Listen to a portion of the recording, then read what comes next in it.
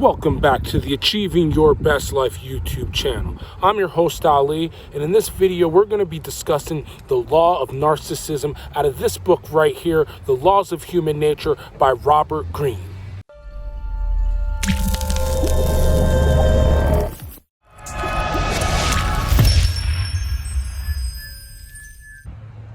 Transform self-love into empathy.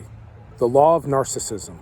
We all naturally possess the most remarkable tool for connecting to people and attaining social power, empathy.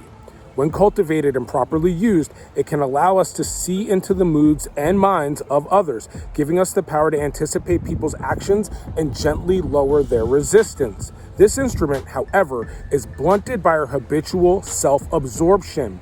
We are all narcissists, some deeper on the spectrum than others. Our mission in life is to come to terms with this self-love and learn how to turn our sensitivity outward toward others instead of inward. We must recognize at the same time the toxic narcissists among us before getting enmeshed in their dramas and poisoned by their envy. I'm a narcissist, you're a narcissist, we're all narcissists. Well, according to Robert Greene, we all are narcissists to a certain degree. Robert Greene says that when we were children, we created a self, an image of ourselves that comforts us and makes us feel validated from within. We are no longer completely dependent on others for attention and recognition.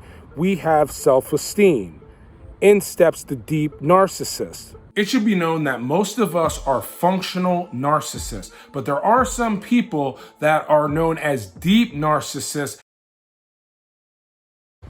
Deep narcissists have failed to develop that inner thermostat, a cohesive sense of self to love and depend on. The extroverts must constantly attract attention to feel alive and appreciated. They become more dramatic, more exhibitionistic, and grandiose. You can recognize deep narcissists by the following behavior patterns. If they're ever insulted or challenged, they have no defense, nothing internal to soothe them or validate their worth. They generally react with great rage, thirsting for vengeance, full of a sense of righteousness. This is the only way they know how to assuage their insecurities. Deep narcissists are prickly and oversensitive. Almost everything is taken personally. They can become quite paranoid and have enemies in all directions to point to. They can be prone to vicious bouts of envy if they see others getting the attention they feel that they deserve. They frequently display extreme self-confidence. This always helps to gain attention, and it neatly covers up their gaping inner emptiness and their fragmented sense of self. Deep narcissists tend to see others as extensions of themselves, what is known as self-objects. People exist as instruments for attention and validation. They entangle us in their never-ending dramas and make us feel guilty if we're not continually paying them attention. In the backgrounds of almost all deep narcissists, we find either abandonment or enmeshment. The result is that they have no self to retreat to, no foundation for self-esteem, and are completely dependent on the attention they can get from others to make them feel alive and worthy. But how do we overcome these narcissistic tendencies? Deep narcissism tends to sink you deeper as your connection to reality lessens and you are unable to really develop your work or your relationships. Empathy does the opposite. As you increasingly turn your attention outward, you get constant positive feedback. People want to be around you more.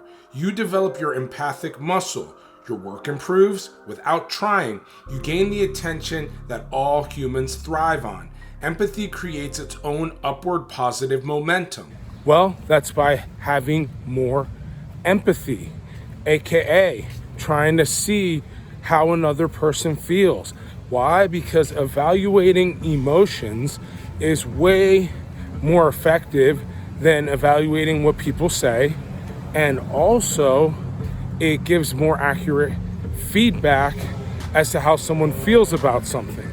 So if you can eventually just start to mimic people's responses, like mirror them, and also listen to them and get feedback for them about their actual values, you'll be able to build way better human bonds that way. So, how do you do it? Ask open-ended questions. Listen. Really observe that person when they're talking to you. The micro expressions. What type of energy are they giving off? What type of feedback are you picking up on? And then when you pick up on certain things, mirror it back to them. Ask them questions. Allow them to talk. Don't always be interrupting.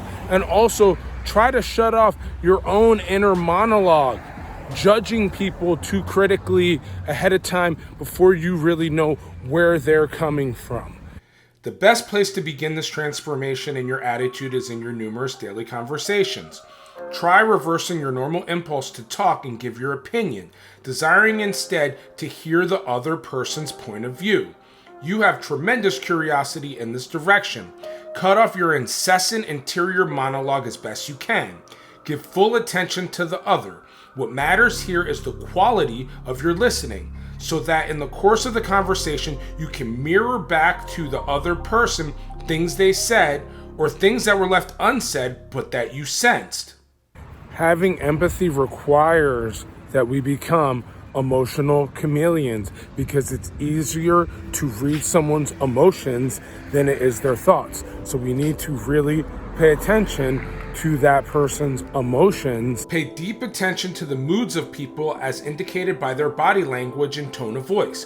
When they talk, they have a feeling tone that is either in sync or not in sync with what they are saying. This tone can be one of confidence, insecurity, defensiveness, arrogance, frustration, elation.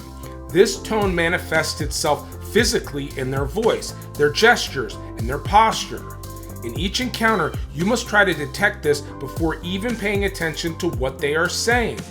This will register to you viscerally in your own physical response to them. So what we want to do is we want to be able to read people's emotions, because it's way more accurate than reading their words or even trying to think what they're thinking, figure out what they're thinking. So we read their emotions and then we mirror those emotions back to them, creating a human bond. Empathy. This is how we get over the narcissistic effect that is within all of us. I'm Ali from the Achieving Your Best Life channel. If you haven't already liked and subscribed to the channel, go ahead and do that now so we can keep growing this channel and bringing you more information like we just talked about, the law of narcissism and how we overcome that by becoming more empathetic to other people.